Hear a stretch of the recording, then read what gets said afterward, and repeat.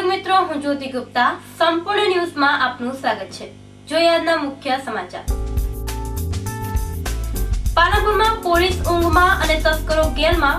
Media ઓફિસના CC camera ચોરનાર તસ્કરોનો પોલીસને પડકાર। ચોરીના 3 દિવસ બાદ પણ પોલીસને ચોર પકડવામાં હવામાં હવાતિયા। ખેડૂતોના પ્રાણ પ્રશ્નોના ઉકેલ માટે ભારતીય કિસાન સંઘે પાઠવ્યા આવેદનપત્ર। પાલનપુર અને સિહોરીમાં રેલી યોજ્યા બાદ પાઠવાયા આવેદનપત્ર।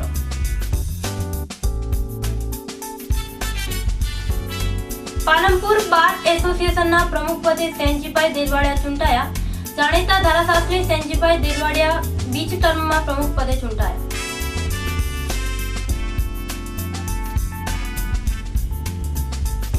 બનાસકાંઠાની નોન ગ્રાન્ટેડ શાળામાં મફત પાઠ્યપુસ્તકો ફાળવવા રજૂઆત।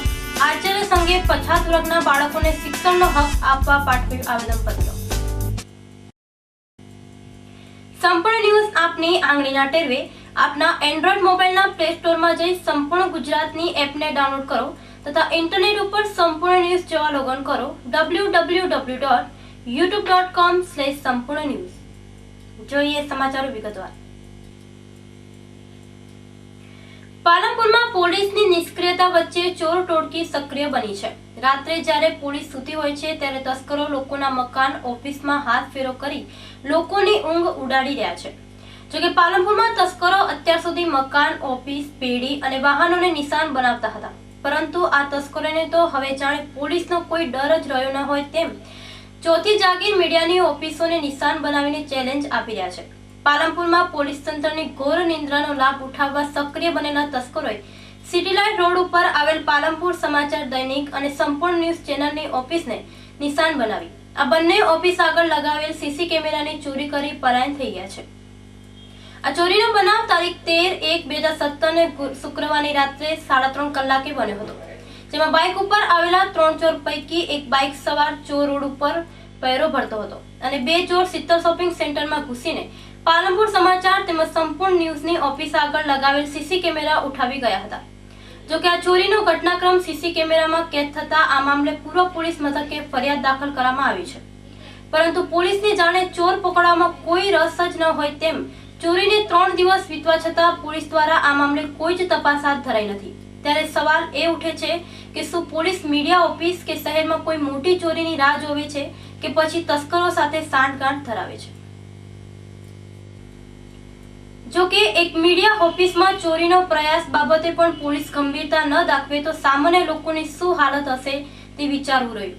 જિલ્લામાં એક બાજુ પોલીસ દ્વારા લોકોની સલામતીના દાવા કરાય છે તો બીજી બાજુ પાલનપુરમાં વધતા જતા ચોરીના બનાવ વચ્ચે પણ પોલીસ ભયદ મૌન ધારણ કરી તમાશો નિહાળી રહી છે। ત્યારે જિલ્લા પોલીસ વડા લોકોના માલસામાનની સલામતી માટે શહેરમાં બેફામ બનેલા તસ્કરોને ઝડપી પાડવા આગળ આવે તે જરૂરી છે।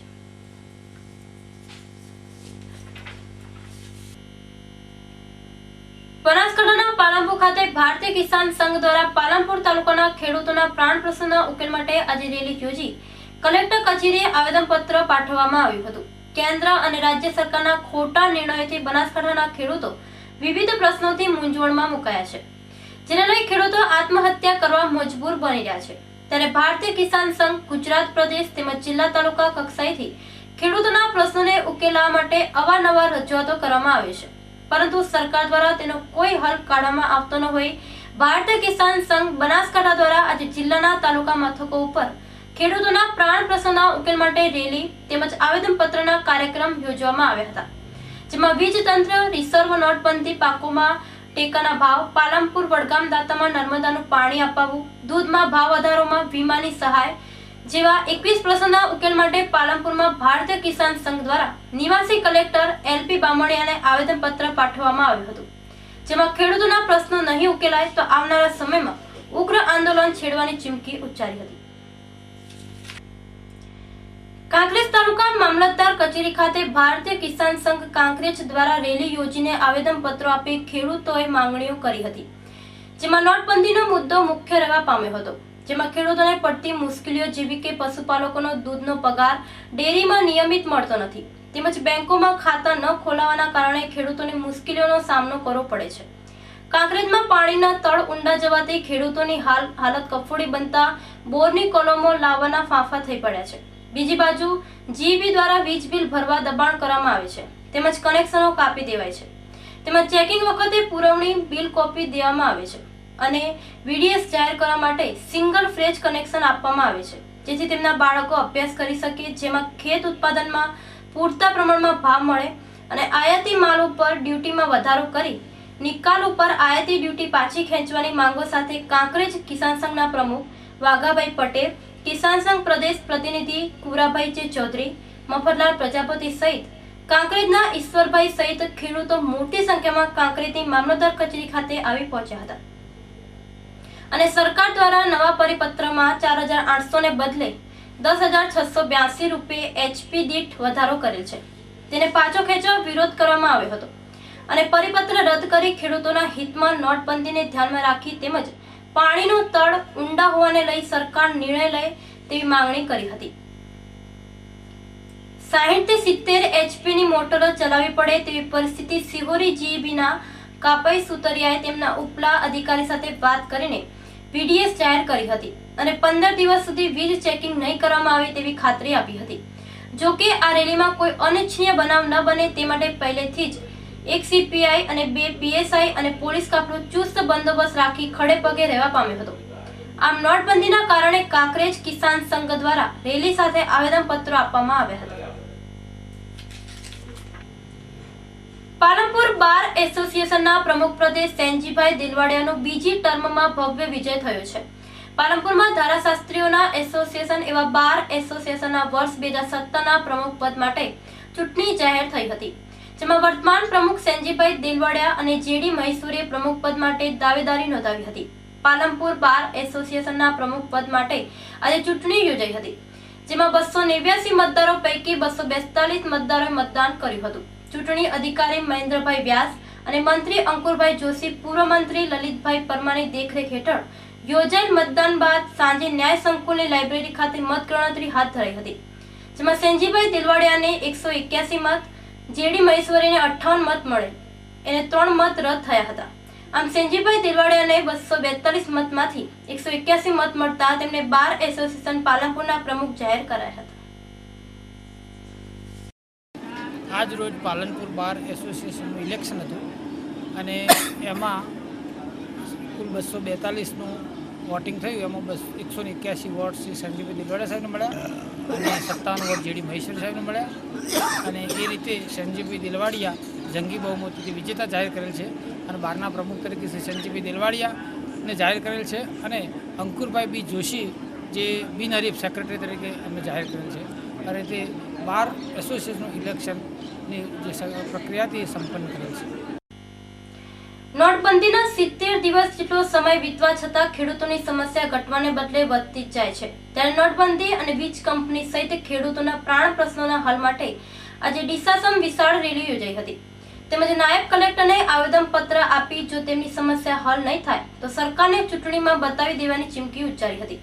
કેન્દ્ર સરકાર દ્વારા નોટબંધી કરે 70 દિવસ જેટલો સમય વીતી ગયો છે, પરંતુ ખેડૂતોની સમસ્યા જેસે તે પરિસ્થિતિમાં જ છે, ત્યારે બનાસકાંઠા જિલ્લા ડીસા શહેરમાં નોટબંધી અને વીજ કંપની સહિત ખેડૂતોના પ્રાણ પ્રશ્નોથી કંટાળેલા ખેડૂતોએ આજે સરકાર સામે વિરોધ દર્શાવ્યો હતો, જેમાં ભારતીય કિસાન સંઘ દ્વારા આજે ડીસામાં ખેડૂતોની વિશાળ સભાનું આયોજન કરાયું હતું। બાદમાં સરકાર વિરોધી સૂત્રોચ્ચાર સાથે રેલી સ્વરૂપે નીકળેલા ખેડૂતો નાયબ કલેક્ટર કચેરીએ પહોંચી આવેદનપત્ર આપ્યું હતું અને તેમના વિવિધ 18 જેટલા પ્રાણ પ્રશ્નોને તાત્કાલિક હલ કરવા માટે રજૂઆત કરી હતી અને જો જગતના તાત એવા ખેડૂતોની સમસ્યાઓ તાત્કાલિક હલ કરવામાં નહીં આવે તો આગામી ચૂંટણીઓમાં સરકારને તેનું પરિણામ બતાવી દેવાની ચીમકી ઉચ્ચારી હતી। પાલનપુરના કંથરિયા હનુમાન મંદિર વિસ્તારને ભૂગર્ભ ગટરથી આવરી લેવા માટે આજે નગરપાલિકા દ્વારા ₹2,19,00,000ના ખર્ચે તૈયાર થનાર ભૂગર્ભ ગટર કામનું ખાતમુહૂર્ત કરવામાં આવ્યું છે।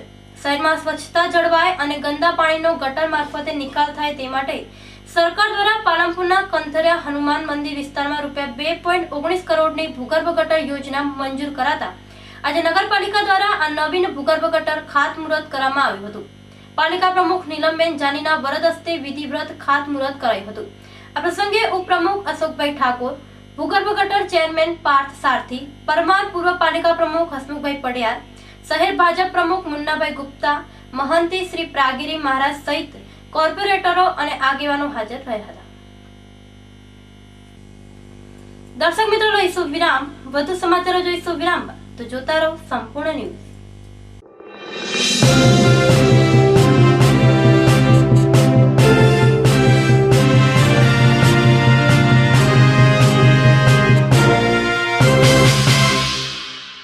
શ્રી મનમંદિર વિદ્યા સંકુલ પાલનપુર. શાળામાં સંસ્કાર સાથે શિક્ષણ, નિષ્ણાત શિક્ષક ગણ, સાપ્તાહિક ટેસ્ટનું આયોજન, પ્રોજેક્ટ કાર્ય દ્વારા શિક્ષણ, માસિક જનરલ નોલેજ ટેસ્ટ, અદ્યતન કોમ્પ્યુટર લેબ, પ્રાથમિક કક્ષાએથી જ સંસ્કૃત અને અંગ્રેજીનું શિક્ષણ. શૈક્ષણિક પ્રવાસનું આયોજન. સ્થળ શ્રી મનમંદિર વિદ્યા સંકુલ, ડુંડિયાવાડી, તાજપુરા રોડ, પાલનપુર. સંપર્ક નીરવ પટિયાર 98989 40030. શ્રી મનમંદિર વિદ્યા સંકુલ, પાલનપુર.